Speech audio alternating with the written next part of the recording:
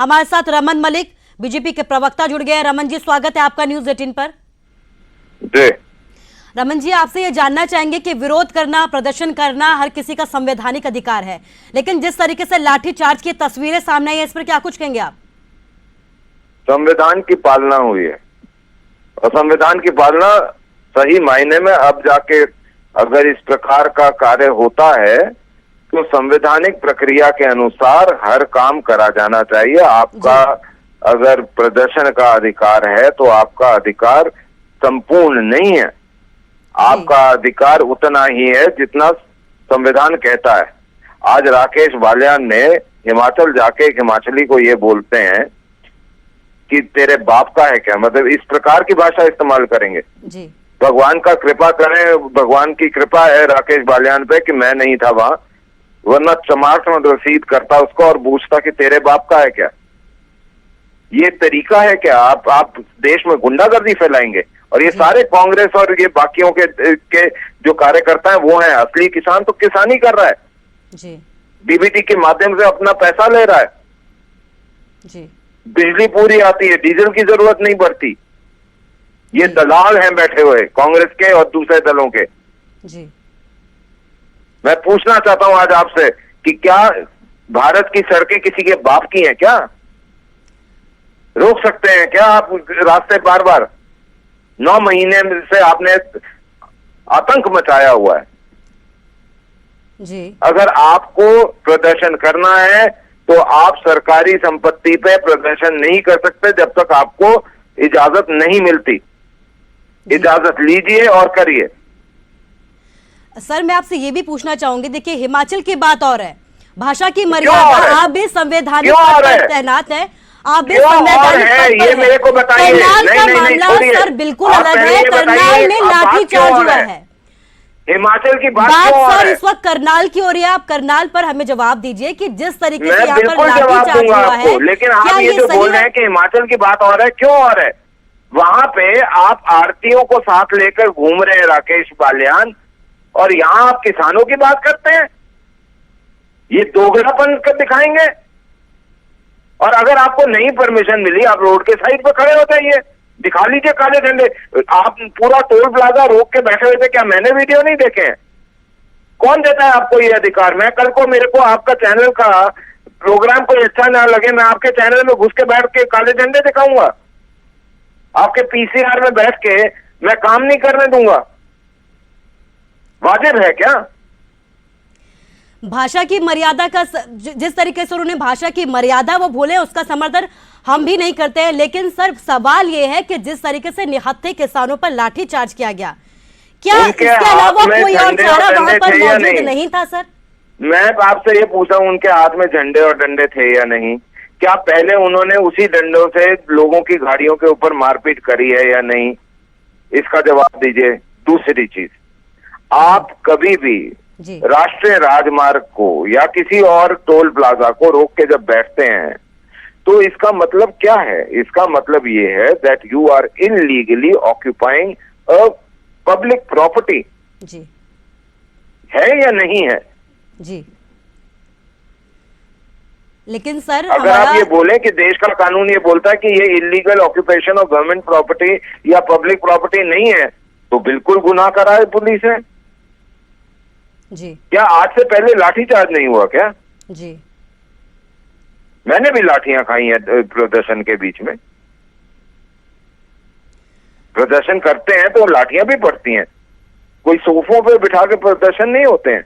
और आप जो बात कह रही हैं, मैं उसको बिल्कुल ये बोलता हूं कि अगर कोई सैद्धांतिक रूप से, संवैधानिक रूप से, न्यायिक रूप से प्रदर्शन कर रहा है और उसके ऊपर लाठियां बरसाई जाएं तो वो गलत है जी। अगर ये तीनों के तीनों कार्य क्षेत्र या तीनों के तीनों जो विषय हैं, अगर ये लोग उनका पालना करके ये प्रदर्शन कर रहे थे और हरियाणा की पुलिस ने उनके ऊपर लाठियां बरसाई हैं, तो मैं भी उसका विरोध करूंगा, प्रदर्शन करूंगा उसके खिलाफ। सर सवाल ये लेकिन भी है, अगर ये नहीं हुआ जी, अगर ये नहीं हुआ तो उसको गैर संवैधानिक हम नहीं ठहरा सकते। सर सवाल ये भी है, जब हम सबको पता है कि इस वक्त बीजेपी, जहां पर भी बीजेपी के लीडर से इस तरीके की इसलिए करेंगे साहब, तस्वीरें सामने आती है, ऐसे नहीं, हालात नहीं, मैं आपको एक चीज सर बताता अक्सर हूं। ऐसे हालात बन जाते हैं, अक्सर ऐसे ऐसे हालात बनते हैं तो क्या हम बिल्कुल इससे- काम करना छोड़ दें? तो पुलिस हम फोर्स अपना पहले से संगठन वहां का क्यों कार्य करना तैनात छोड़ नहीं दें की इनके गई? लिए। ऐसे हालात बने ही क्यों सर? बने इसलिए क्योंकि सर अगर लोगों ऐसे ने हालात पैसे बनते देके काम रहेंगे, करवाया सर है। आप ये भी आप समझिए, भूल गए हैं, आपके सर आप ये चैनल भी में चला समझिए, था। सुनिए, बिल्कुल आप सुनिए सर ये भी समझिए कि अगर ऐसे हालात बनते रहेंगे तो आप लोगों के ऊपर भी सवाल उठते रहेंगे। सुनिए थोड़ा, आपकी चैनल ने भी चलाया था, हरियाणा कांग्रेस की एक नेत्री थी, वो बोल रही थी जैसा भी हो सके वैसा इनको आप सहयोग करिए, यहाँ तक कि दारू का लंगर भी देना तो दीजिए, शराब किस लिए जरूरी है? वैश्यावृत्ति की रिपोर्ट आई है वहां से, वो किस लिए जरूरी है? ये आंदोलन है, आप सपोर्ट करेंगे ऐसे आंदोलन को? हम किसी का सपोर्ट नहीं कर रहे हैं सर, ना ही हमने उसको भी गलत करार दिया था, हमने उसे भी गलत करार दिया था, उस जिस तरीके का बयान मैडम देखिए, जो गलत है उसका सहयोग कोई नहीं कर सकता। अगर वो ठीक होते तो उनका सहयोग भाजपा का हर कार्यकर्ता कर रहा होता, क्यों नहीं करता? आपको पता है कि भाजपा की नीति रही है कि वो हमेशा अगर कोई चीज गलत है तो उसके खिलाफ संगठन कार्य के अनुरूप भी संगठन के लोग भी उनका विरोध करते हैं। जी देखिए सर, हमारा काम है खबरों को दिखाना। आपकी खबर है, करनाल की खबर है, कांग्रेस की खबर है, हम खबर को दिखाते हैं, जजमेंट हम नहीं करते हैं। यहाँ पर हमारा काम है करनाल में जो हो रहा है वो दिखाना, उस तरीके की तस्वीर दिखाना। लाठी चार्ज हो रहा है तो हम लाठी चार्ज की तस्वीरें दिखाएंगे और सवाल आपसे भी करेंगे। जी बिल्कुल करिए और आपको जवाब भी देंगे। जी सर, चलिए इस तमाम बातचीत के लिए आपका शुक्रिया सर। तो करनाल से पूरी तस्वीरें आपको दिखा रहे हैं जहां पर किसानों पर लाठी चार्ज किया गया है। आज किसान बीजेपी नेताओं के विरोध के लिए यहां पर पहुंचे थे, बीजेपी नेताओं की यहां पर बैठक चल रही थी और इसी दौरान यहां पर किसान पहुंच जाते हैं बड़ी संख्या में और विरोध प्रदर्शन करने लगते हैं और इसी दौरान यहां पर लाठी चार्ज किसानों पर किया जाता है। हमारे संवाददाता हिमांशु नारंग हमारे साथ जुड़ गए हैं। हिमांशु, अभी किस तरीके की तस्वीरें हैं वहां पर, क्योंकि बड़ी संख्या में लगातार किसान करनाल पहुंचते जा रहे हैं?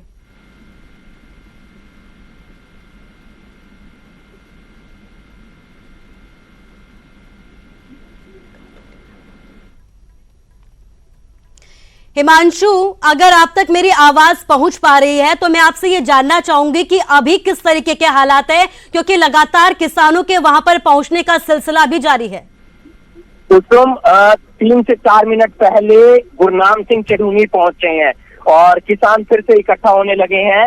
उससे 10 मिनट पहले फिर से जो है बल प्रयोग किया गया और उधर से जो है पत्थरबाजी देखने को मिली थी। दोनों तरफ से तनाव की स्थिति बनी हुई थी। फिलहाल जो है पहुंच गए हैं गुरनाम सिंह चढ़ूनी, मीडिया से रूबरू हो रहे हैं, अपनी रणनीति बना रहे हैं।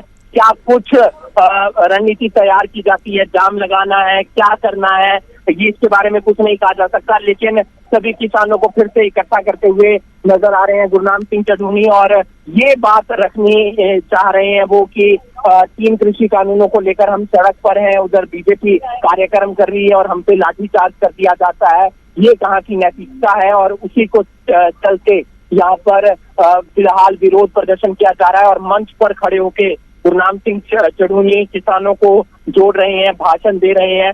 5 से 10 मिनट में वो रणनीति तैयार कर लेंगे कि क्या जाम लगाना है या फिर अभी बैठकर बातचीत करनी है, क्योंकि 10 से 15 मिनट पहले लाठीचार्ज भी हुआ था, किसानों को खदेड़ा गया था, वो खेत में चले गए थे, उधर से पत्थरबाजी हो रही थी, उधर से लाठीचार्ज हो रहा था। स्थिति तनावपूर्ण है, सुबह से बनी हुई है जब से विरोध प्रदर्शन शुरू हुआ है और विरोध प्रदर्शन चलता जा रहा है और भारी संख्या में पुलिस बल भी है और यहाँ पर किसान भी हैं। कुसुम जी हिमांशु, इस तमाम जानकारी के लिए आपका शुक्रिया। तो लगातार किसान यहाँ पर पहुंच रहे हैं, इसके साथ ही पुलिस बल भी भारी संख्या में यहाँ पर तैनात किया गया क्योंकि हालात अभी भी स्थिर नहीं बन पाए हैं। लगातार किसानों के पहुंचने का सिलसिला जारी है। न्यूज़ 18 के जरिए हम आपको पल पल की अपडेट दे रहे हैं। एक्सक्लूसिव तस्वीरें आपको करनाल के दिखा रहे हैं जहां पर आप देख सकते हैं कि किस तरीके से यहां पर किसानों को पुलिस ने खदेड़ा है। फिलहाल इन खबरों के बीच छोटे से ब्रेक के लिए रुकेंगे।